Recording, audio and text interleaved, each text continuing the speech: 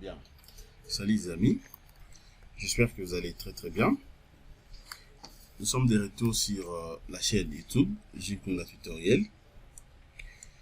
Alors, dans cette partie, nous allons voir ensemble comment modéliser rapidement la charpente métallique. Donc, je vais vous montrer quelques points importants qui pourra vous aider lorsque vous avez ce genre de projet. Comment est-ce que vous serez à mesure de bien travailler pour ne pas avoir de complications pendant la modélisation. Donc le projet est là. OK. Donc là maintenant je suis au niveau de la charpente métallique.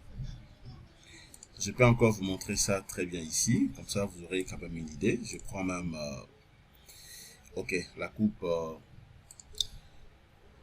que j'avais tracée côté AutoCAD.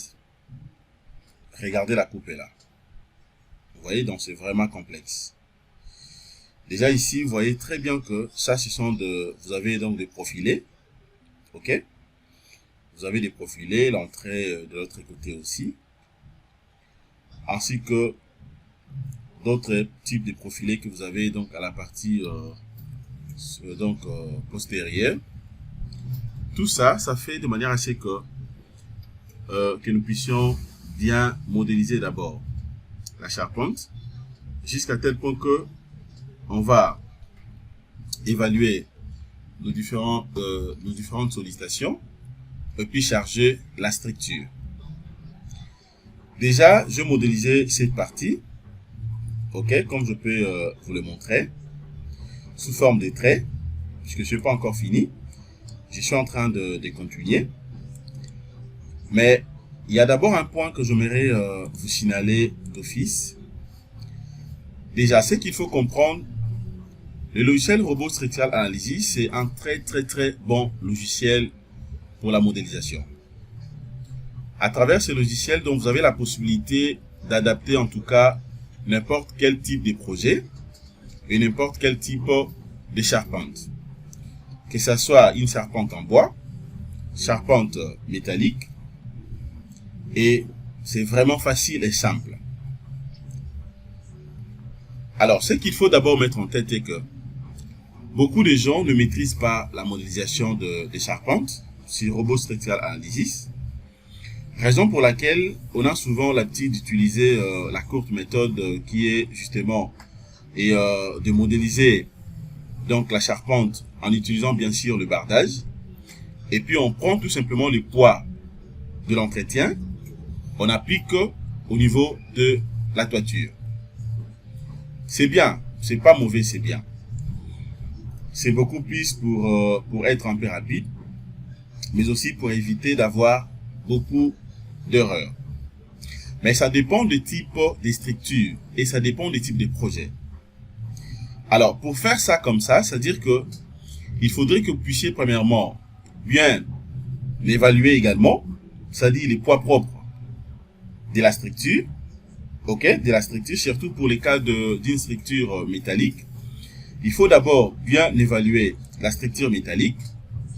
Comme ça, vous allez appliquer aussi le poids propre, puisque n'oubliez pas que dès que vous définissez le premier cas de charge sur Robot Structural Analysis, les poids propres sera pris en considération.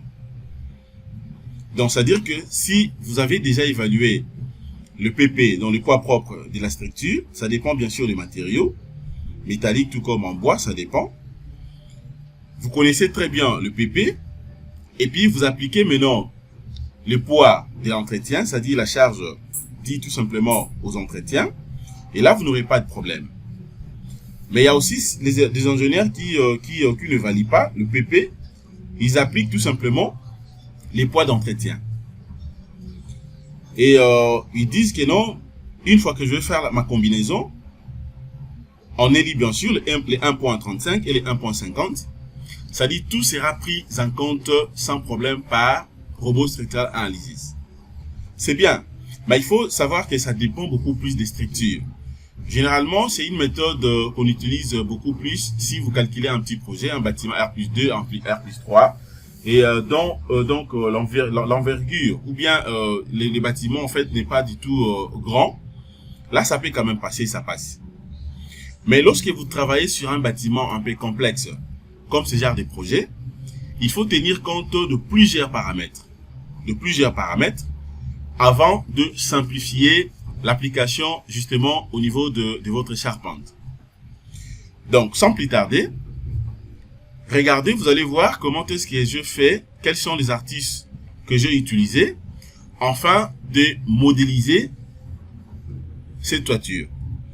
Je souligne que ici, je n'ai pas modélisé correctement vraiment le profilé, donc tel que mentionné ici. Je peux le faire, c'est simple pour moi.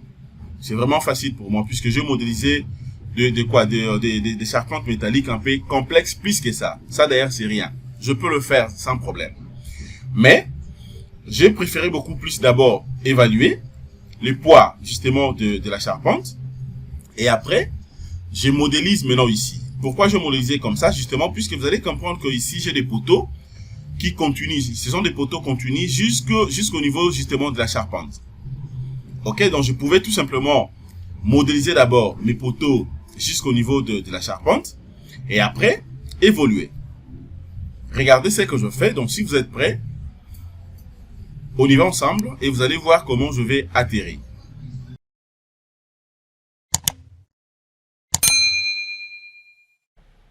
Donc je vais continuer.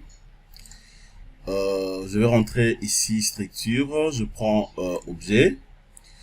Voilà, bon, soit je peux utiliser aussi le polyligne, hein, donc ça dépend de l'élément que moi je vais utiliser. Déjà avec ça, je me dis, ça c'est bon. Ok, donc je peux progresser tout doucement avec ça déjà. Alors, maintenant je me dis, est-ce que je suis censé de créer également un trick? Voilà, là aussi je peux créer. Je prends ça. Alors, ici déjà c'est bon. Maintenant je peux continuer ici. Alors, je peux faire quoi ici maintenant? À ce niveau, je vais d'abord placer mes colonnes. Cette hauteur est de combien? La hauteur a été déjà définie. Et de 8 mètres. Ça fait 8 mètres? Non, ça fait 4 mètres 55. 4 mètres 55, c'est ça? Donc, là maintenant, je vais venir tout simplement ici. C'est quel type de colonne? Voilà, avec sa section carrée. Donc, je prends d'abord ça. Je vais chercher la colonne. Voilà. Je vais cacher d'abord la section de profilé. C'est combien de mètres? Peut-être que 4 mètres 55. Je vais définir ça ici. 4 mètres 55. J'active. Voilà. Je vais placer d'abord mes colonnes un peu partout là. Ok. Voilà, je vais faire ça très bien. Il faut, de temps à autre, il faut zoomer pour ne pas commettre des erreurs. Voilà, je vais cliquer également ici. Je clique là. Je clique là. Et je viens là.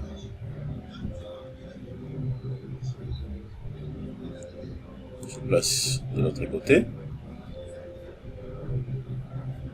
Ici également. Je vais roter pour avoir la possibilité de cliquer facilement. Ici également, je peux cliquer. Et là. Là aussi. Ok, je crois maintenant c'est bon. C'est bon, j'ai cliqué presque partout. Et puis je peux cliquer à vide. Je clique d'abord à vide. Je dois d'abord me rassurer si ce que je fais, c'est bien. Ok, c'est bien. Maintenant, je vais sélectionner tout simplement toutes ces poutres. Pour aller un peu rapidement, je vais sélectionner les poutres. Ça aussi, je prends. Alors là, j'ai sélectionné la dalle, donc je suis obligé de désélectionner d'abord.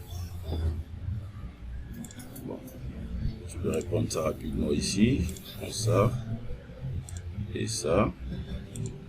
Voilà.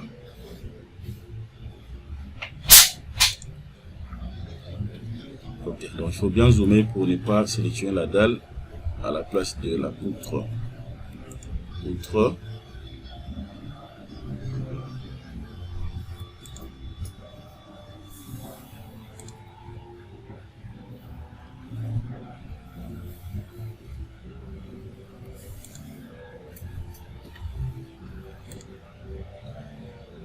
Ok, je vais zoomer encore.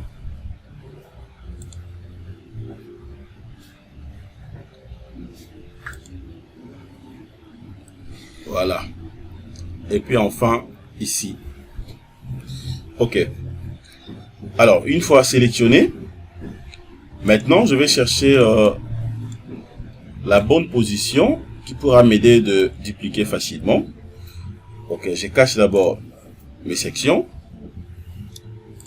Je prends ça, je clique ici et de l'autre côté.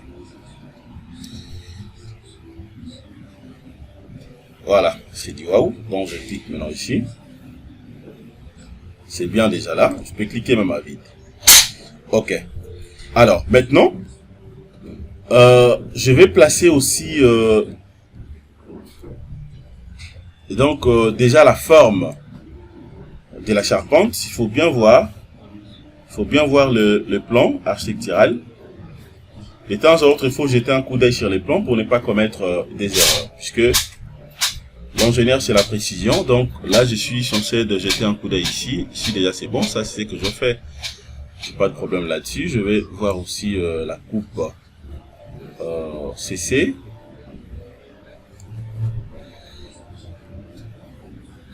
Voilà. Donc, c'est la coupe CC. Voilà, c'est ça, c'est ce qui me préoccupe. Donc, je suis en train de voir d'abord sa disposition. Donc, le point commun est ici au milieu. OK? Le point commun, c'est au milieu. Et donc, je vais rentrer ici. Le point commun, c'est au milieu, donc c'est ici. Maintenant, je viens d'abord là, je vais prendre structure, je prends objet. Bon, là, je vais d'abord voir c'est que... Ici, je peux utiliser quoi? Je peux utiliser quoi ici?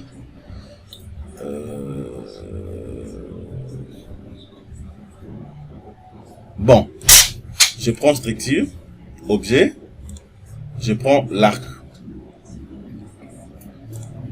Ok. Je prends d'abord le premier point ici. Considère ça comme le premier point.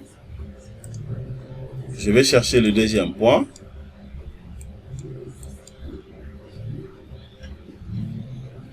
Ok, le deuxième point, je prends ça.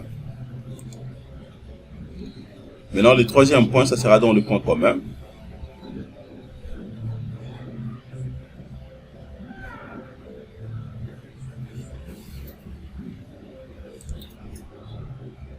Attendez, je vais refaire d'abord l'opération puisque je ne verrai pas mal cliquer là. Si je prends ça.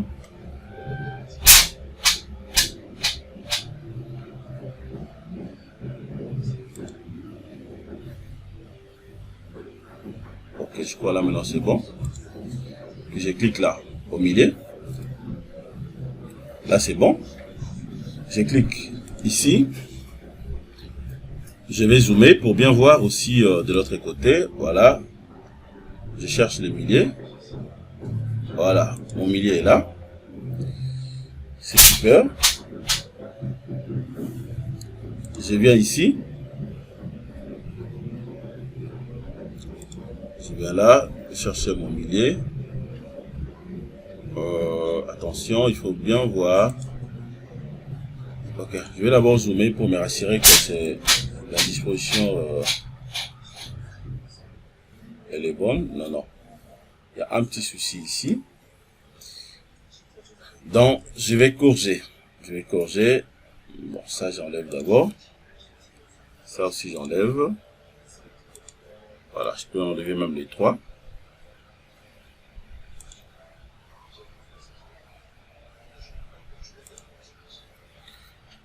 Voilà, donc là je vais changer d'abord la disposition. Ok. Je vais voir maintenant l'essence. Ok, c'est bon. Donc je vais faire la même chose partout là. Alors pour éviter de manière à ce que la vidéo soit très longue, et je vais d'abord compléter quelques éléments que j'avais laissés ici. Ok. Voilà, donc déjà pour avoir une idée, voilà ce que je voulais vous montrer concernant cette partie. Pour avoir une idée sur la modélisation d'une charpente métallique. C'est pas que je suis en train de modéliser complètement la charpente, non. Je prends seulement quelques astuces, et puis étant donné que j'ai déjà évalué donc les différentes sollicitations, je vais appliquer et puis je vais mettre les bardages plus tard.